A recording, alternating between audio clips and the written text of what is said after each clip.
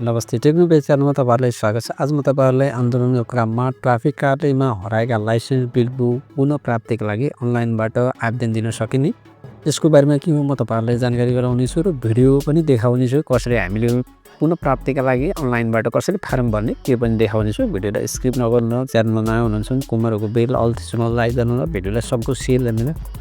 आउनुस् भिडियोतर्फ। Traffic कार्यालयले भनेको छ हराएका कागजातका लागि अनलाइन आवेदन दिने सुविधा पहिले नै थियो, तर आन्दोलनमा ट्राफिक कार्यालयहरूमा आगजनी हुँदा बीचमा रोकेको थियो। अहिले त्यसलाई मर्मत गरेर पुनः सञ्चालनमा ल्याएका छौँ।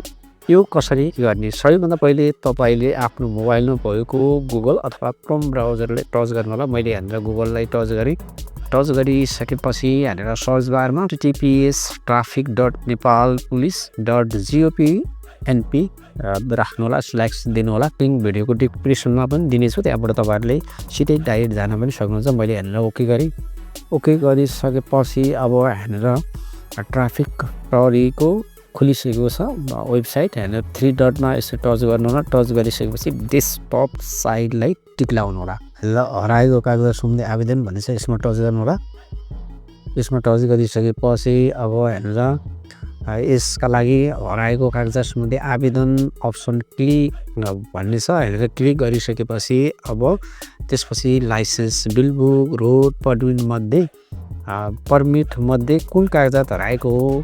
अब यहाँनिर तपाईहरुले मेन त बुझ्नुपर्ने कुरा जस्तै तपाईको licence, bill book, road permit मध्ये कुन कागजात हराएको हो। यहाँनिर माथि अब यो अप्सन आएको छ लोड्स डकुमेन्ट एप्लिकेसन भन्ने छ।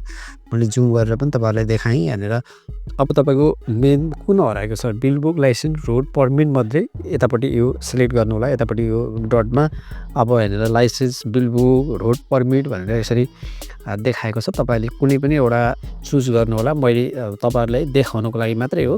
यहाँनिर जस्तै ड्राइभिङ लाइसेन्स नम्बर भन्ने छ, यहाँनिर ड्राइभिङ लाइसेन्स नम्बर राख्नु होला। त्यहाँ ड्राइभिङ लाइसेन्स इस्यु प्लेस भन्ने छ, यहाँनिर टच गरेर तपाईहरुले आफ्नो कुन ठाउँबाट लानु भएको थियो त्यो राख्नु होला। त्यसले फुल नेम राख्नु होला, फोन नम्बर राख्नु होला। एड्रेसमा स्टेट तपाईको प्रदेश राख्नु होला। यहाँनिर कति नम्बर प्रदेश हो, अनि त्यसपछि डिस्ट्रिक्ट राख्नु होला। यतापट्टि टच गर्नु होला। यसमा टच गरिसकेपछि डिस्ट्रिक्ट राख्नु होला। त्यसपछि तपाईको यहाँनिर तल गाउँपालिका तपाईको नगरपालिका कुन हो कुनै राख्नु होला। मैले तपाईहरुलाई सिकाउनको लागि मात्रै यहाँनिर राखेको छु। त्यसपछि वडा नम्बर राख्नु होला। अब त्यसपछि यति फर्म भरिसकेपछि अब तपाईहरुले सो सिफारिस हराएको कागजात सम्बन्धी आवेदनमा क्लिक गर्नु होला। भनेको मतलब तपाईहरुले जस्तै अपलोड गर्ने, जस्तै खुल्ने, तपाईले त्यो यहाँनिर के भनेको छ भने अपलोड स्क्यान डकुमेन्ट भनेर भनेको छ। पहिचान खुल्ने कागजातको फोटो सहित अपलोड गर्नुस् भनेको छ। यहाँनिर योमा चुजमा चाहिँ तपाईले कागजातको जस्तै विवरणहरू माग गरिएको विवरण भरेर पहिचान खुल्ने कागजातको फोटो सहित अपलोड गरेर यहाँनिर सबमिट गर्ने भनेको छ।